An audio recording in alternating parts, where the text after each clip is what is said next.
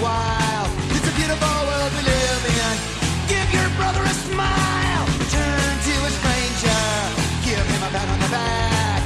It's not that hard to do. Maybe the friendship will last. What's up, bitches? Wonderful! Wonderful! Andrew Rex, you can fill up your fucking morning with my fucking voice. Fuck, what day is it? It's Tuesday, March 11th. And what a fucking morning it is, isn't it? Rained like shit all fucking weekend. Now it's all fucking... I'm saying fucking too much already. It's nice and foggy out. Nice and cold. So I wake up every morning now, and I used to be a pig. I used to just get up and eat. Breakfast cereal has got to be the worst fucking food. And I mean, don't get me wrong, I love breakfast cereal. I've been eating it every day of my life, most, up until, recently. But it's just so fucking terrible. A bunch of sugar, and that's it. That's the only thing you eat in the fucking morning. Like, really?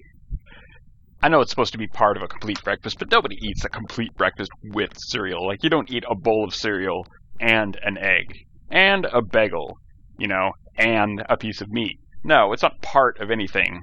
Like, we've known for a long time that that's, like, the worst thing for you to eat. I mean, we all know that you're not supposed to eat a bunch of sugar. I'm pretty sure they've known that since the fucking 50s when they've been dumping this shit in. Is it just because kids won't eat? I don't know. I don't have kids, but sometimes I hear it's hard for your kids to eat is because that you just put a bunch of sugar on it and hopes they'll eat something. Captain Crunch, Golden Grams, Cookie Crisp. Really? Like, we've got to have cereal that is cookies. Chocolate chip cookies. In order to get our fucking children. Is that what America is all about? Fucking A. But anyway, I stopped eating the fucking cereal because I realized that, it's all a bunch of fucking horse shit. And, so I just get up and I boil chicken. I eat boiled chicken and fucking nuts because some asshole on YouTube said that was going to cut fat off my belly. And I kind of believe him because it totally is. Between that and making juice, I've lost, 50 pounds, 40 pounds, 40 pounds, somewhere in there in the last 7-8 months. And it's fucking great. And I feel like an asshole saying that a little bit because, I've never been one of those fucking workout guys. And even when I do, I go to the gym and you see douchebags, right? I've never had somebody try to motivate me. When you're trying to get somebody that doesn't have good habits to have good habits, you need to give them an example of someone they can relate to, rather than, someone that they want no business with at all. I understand that I have to work out more, and I understand that I have to get healthier, but if the only people telling me to do that are these fucking dickwads at the gym that are like, push! Do another run! I don't know them. I don't know anyone like them. I know a couple. I've got some friends. And I'm pretty open. And I know people that work out, but most of the people I know that work out don't, work out. So anyway, point is, gotta have for them an example that they're gonna want to listen to. And so I found, a couple of them online, and, one of the whole things is also you gotta get out of your fucking house, right? You've gotta just step out of your world. So many people just, they shut themselves in and just, they exclude everything that they feel like is repulsive to them. They just fucking, spiral into their own head. You've probably got friends that do this. I've been guilty on occasion, even recently, of just, not calling anybody, not, stepping out of the house unless you have to, not, you gotta get out of the fucking house. You know what I mean? You have to expose yourself to things that you're not comfortable with. I mean, even at the smallest level, you've got to get out, and you've got to expose yourself to different ideas and different ways of being. You've got to get, you can't just fucking sit in your house and only expose yourself to the things that you're going to like and expect to get anything that you want to get done with your life done. Fucking order cheese pizza with nothing on it because you don't want to give your palate too much of a little stimulation because you're just not used to that. That's kind of weird. What is that? It's not cheese. You're sitting there ordering cheese pizzas and fucking watching season after season of some fucking TV show that you've watched 100 times before, that was on when you were 4. You've absorbed it completely. But thank God for Netflix. You don't have to step outside. You don't have to be uncomfortable with anything. You can sit on your nice, fucking fluffy, cushy couch. You can sit there and you can watch Cheers from season 1 all the way to the end. And then do it all over again. You can wake up in the morning, you can start out doing that. You sit there with your giant bowl of fucking Golden Grams mixed with fucking Captain Crunch. And you can sit there, go on a fucking marathon of Magnum P.I. You can do that. But it's fucked. You gotta get up. You gotta get out and go do some shit. You gotta start liking things that you don't normally like. You know, recently I got into football. You know, I've never, ever, and I still, in a way, don't get professional sports. The whole, like, we won. I mean, I don't feel like we won anything, you know. I mean, that's what everyone that doesn't like sports says. But I got into football. And it was before the Seahawks were doing fucking good. I had some friends that were into it, and I wanted to get into it. You know, I wanted to be able to interact with people on that level. So many people talk about football, and I've spent so much of my life just being like, I don't give a shit. And it's such a, like, opposition. Like, I've been walking around just opposing the majority of the population's interest, like, actively mocking it. Or when some sports team is doing good, you've probably seen your friends on Facebook posting snarky little shit like, "Yay, local sports team! Woo! Sports ball! Yeah! Watch the Smitty men fall all over each other, dude!" And I used to be one of those guys, and then I started realizing, hey, those guys are fucking douchebags. Like, you're not supposed to just do that. You're not just supposed to, like, openly mock us. Like, I understand, like, it's not us winning. You know, I understand that a sports fan doesn't have any part, and I know that there's people that do, and they're still fucking silly. I understand that, you know, they're still silly for thinking that their little rituals all have anything to do with what the fuck goes on the field. But it's pretty fucking interesting to watch if you sit down and watch it, and it gives you that connection to those fucking people around you. You know what I mean? Like, it takes you out of exile and puts you in a place where you're sitting in a situation with someone where you've got nothing else in common with. You can talk about fucking football until someone else gets in the room to break the fucking tension, right? You know, it starts there. Or, I mean, it can start with whatever. But, like, you know, put yourself in some other situation that's going to make you uncomfortable. A little bit, because you're going to learn something about that. You're going to take away all those things that you've got in your life that you just haven't got to, that you need to. Like, you got to work out, you got to eat better, you know, you've got to fucking get that car that's been sitting in the garage or, like, in your lawn, overgrowing with weeds, fixed and fucking out of there. You know what I mean? You've got to start that business. You've got to fucking have a band practice, start a fucking podcast. And none of that shit can get done unless you're comfortable with making yourself uncomfortable from time to time. You know, you've got to do all this shit, and you're wondering why you're not doing it. And the reason you're not doing it is because all you do is worry about what makes you comfortable. You're sitting there on the fucking couch, ordering the food that you want delivered to you every night. You're sitting there in your fucking job that you just do mindlessly day after day. It might be easy, and you might make money, but it's making you fucking nothing. It's just boring a hole in your fucking soul and just, like, scooping it out and fucking burning it for fuel for some, like, company that doesn't give a shit about you. You know what I mean? You're just doing it for the money. You're doing it to make money so you can afford to buy that fucking cushy couch in the nice little house that you've got, so you can watch fucking Dawson's Creek or whatever the fuck it is people watch. But, you know, I don't know. What the fuck do I know? One thing I do know is that it's a nice fucking day out. It's foggy as shit, but I don't give a fuck. It's a nice day out because I'm fucking alive, and there's something out there for me to fucking take today. There's something out there to make me better than I was when I woke up this morning, and put me in a better position, and I gotta do that. And it's gonna be uncomfortable, and you've got to get out of the house to do it. but you gotta fucking do it. Disliking things is just kind of shitty, you know? I mean, like, what is it really to dislike something, you know? Disliking something is probably the least productive thing ever. Like, oh, I just don't want to expose myself to that. I just don't want to have that fun. I want one more thing in the world out there to make me feel shitty. I just don't want to feel good about stuff. Like, a long time ago, I decided to, like, I used to not like a lot of food, and there's still a couple things that for some reason my mouth just doesn't want in it, like a raw tomato. I think I might be a little allergic to that or something, but I don't know. That's about it. But there's a thing where people just don't like any kind of food. Like, I had a friend growing up, a great friend, that hated condiments of all fucking kinds. So any kind. No one kind of condiment. Ketchup on fries, I think, was the only condiment. Ketchup was it. Food of any kind, really. I mean, all he would eat is, like grilled cheese sandwiches, mac and cheese,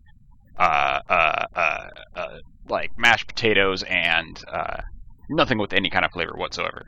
What kind of fucking life is that to live, you know? Like, oh, I just want to cut myself off from most of the pleasure available to me in this life. Like, you know, you want to sit there and just, like, be like, this is fucking gross. I just don't fucking like it. Like, I understand if something is just of bad quality. You know what I mean? Like, you love mashed potatoes, garlic mashed potatoes, but these came from rotten potatoes and moldy cheese. I understand not liking that. But then to say that, you know, I don't like mashed potatoes because they taste like mold and, they fucking don't. The last one you had did, or something like that, you know? Like, I just don't fucking get it. I used to get it, but I don't know. I don't anymore. But people like things for weird reasons, you know? Like, liking something is kind of I'll give you an example. Like, people like things for really loaded reasons. Like, they like things just to get other people to like other things. Like, I didn't used to think Seinfeld was very funny. The TV show. Or it's not that I didn't think it was funny. I used to say that I didn't think it was very good. He's always been a great stand-up. And so my epiphany came when I used to work with this guy who was a big religious fucking nut. And I mean, like, he went over the fucking edge. You know, he's one of your stereotypical born-again, evangelical, praise fucking Jesus with every word he says. And it's always some snarky thing about how, like, well, that's just not with the Lord, or, you know, some shit like that. You know, the fucking type. And, like, and it came when I used to work with this guy. We were talking about television, and he said something about The Simpsons. And you remember, if you're old enough and you remember back in the day, The Simpsons was pretty, like, subversive for mainstream TV when it came out. And, you know, it was a satire, whatever the fuck that means, right, of, American society. And it made a lot of people uncomfortable. And the reason it made a lot of people uncomfortable, like this guy, the reason I said I love The Simpsons, he said, you know, he immediately turns his nose up like all those fuckers do when you mention anything that is outside of their little fucking bubble. And he's like, nah, I guess that's a good example of how not to be. You know, and that perfectly fucking encapsulates a big part of why people don't like things, right? He doesn't step outside of his bubble and make himself uncomfortable and expose himself to things. He just stays in his little Christian bubble, reading the Bible, or not even reading the Bible, having the Bible read to him and told what it meant. And he walks around feeling good about himself, and, you know, feeling good about himself and the way he leads his life, because he's really so fucking insecure about it that, you know, about whether he's, you know, leading the right life or what to do, you know, who fucking knows what fucked him up, who cares, but he's so obsessed with, like, everything having a meaning for how to life, you know, for finding clues to how to live his life and everything, that when he goes and watches something like the fucking Simpsons, he's trying to read it like like it's the fucking Bible. And it's the fucking Simpsons, you know, and then he sees, like, Homer Simpson, like, getting drunk and coming home and shit like that, and he's just like, well, that's just sinful. That's just sinful. You know, like, and it's a fucking cartoon, man. Like, And then at that point I realized that, wow, like, people just, that I had some of that in me. Like, and I love my parents, don't get me wrong. My parents, I wouldn't be who I was without them. But when I was a small kid, they wanted me to be raised, very Christian, very, in a very uptight environment like that. Because they think it was, the way to make me a good person and go to heaven or whatever the fuck. They thought they were doing the right thing. Great, whatever. But point is that I grew up in one of those bubbles. I grew up around those people that only thought of things as they only thought of things in terms of how to live, in looking for clues on how to live. And when I was a teenager, I was there, like, you're all confused with that shit. You got all those fucking hormones raging around in your head, and you're like, what the fuck am I supposed to do? I got all these other people doing this. I got a whole other bunch of people doing that. Am I supposed to do this? Am I supposed to do that? How's it going to turn my life out? I don't want to do any of it. Fuck it. You've got all these fucking ideas running around in your head. You don't know how to express them. And, throw some fucking religion on top of that. Boom. Man, that is fucked. Man, so I grew up in this, in this environment in this environment that didn't allow for, anything to be anything other than how to live. And then if you saw something that represented some other way of how not to be or something like that, that it was, something to avoid or something to keep yourself away from.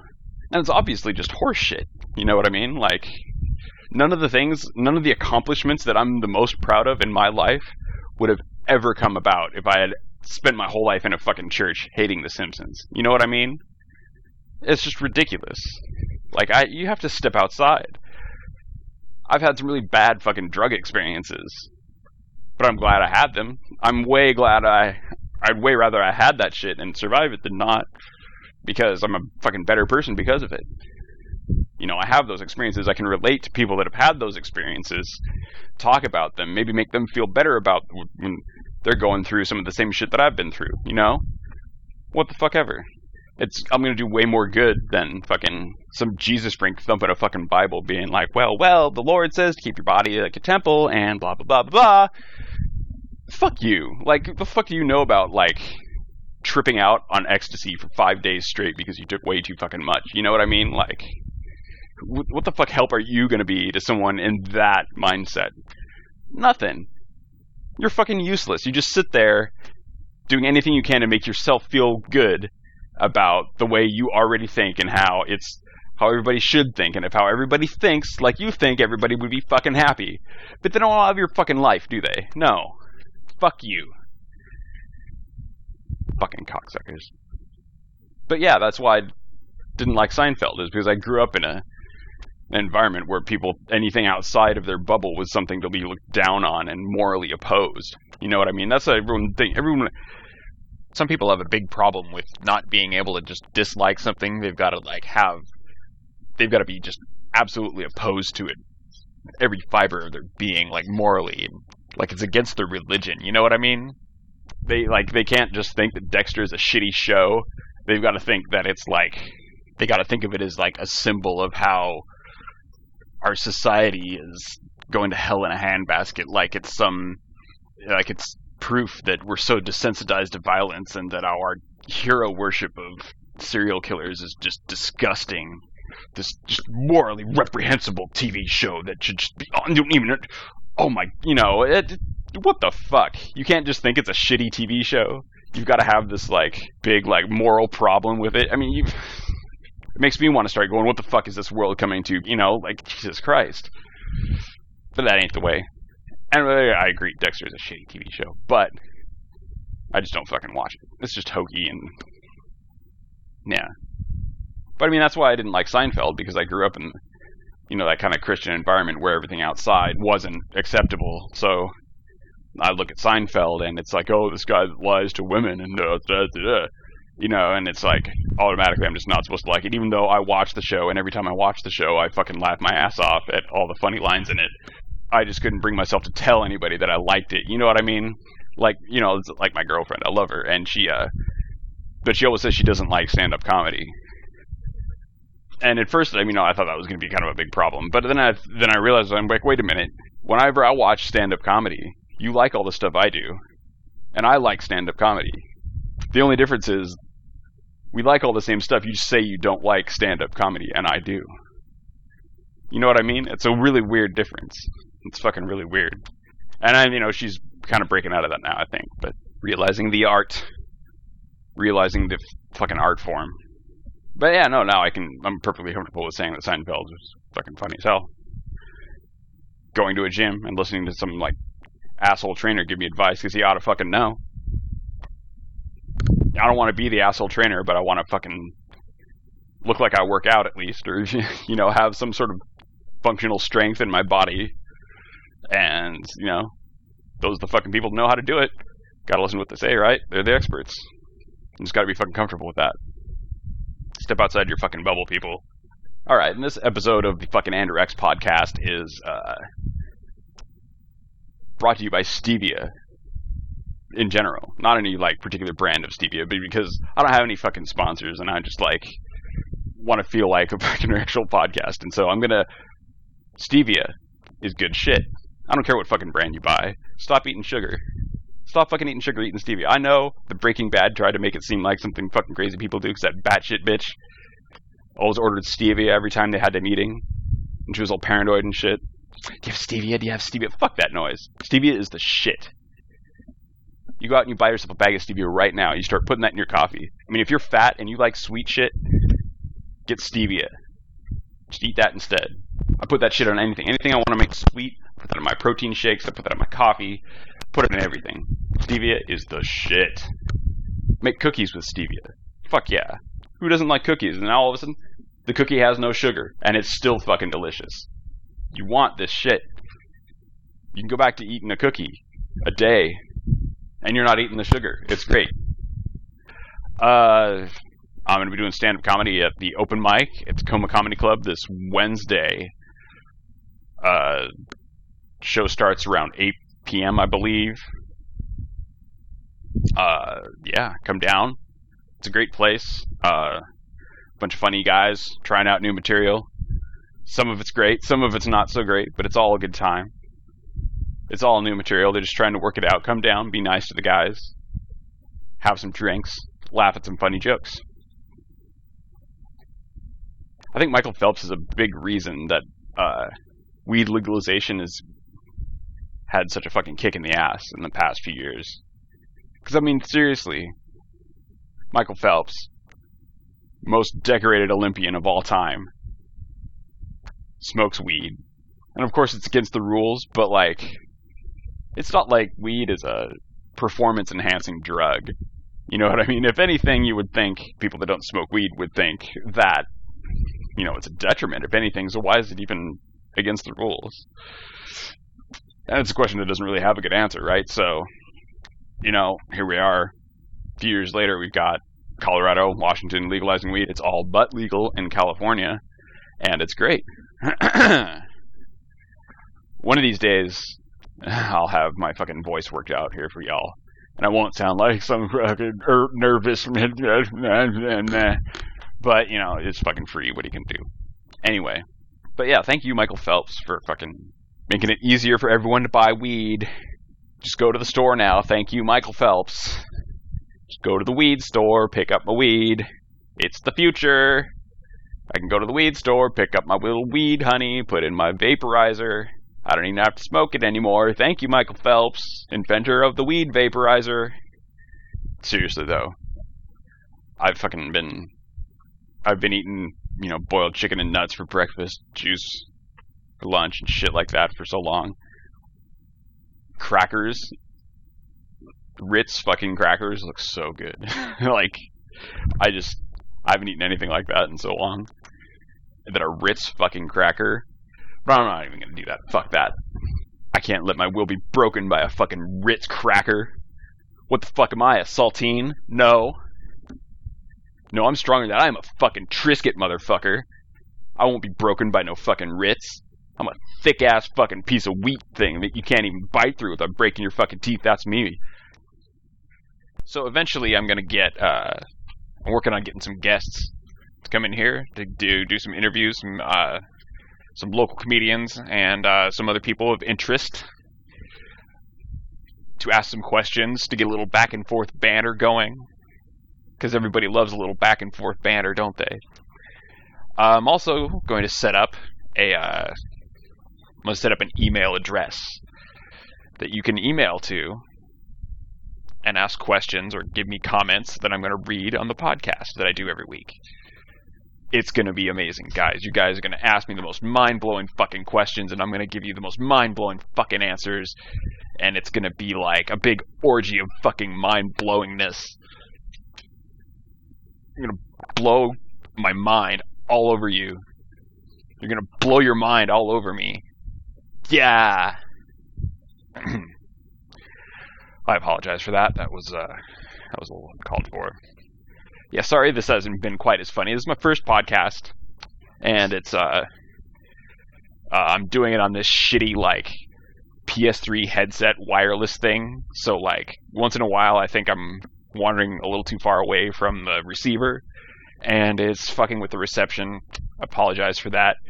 By the next week, I'm going to have a better microphone and a little more stationary position to be able to do this with. Have a little desk, just like a real podcaster. Oh yes, I'm going to have a real microphone and have a real one of my very own. So yeah, look for some of that in the future, maybe even over the next week.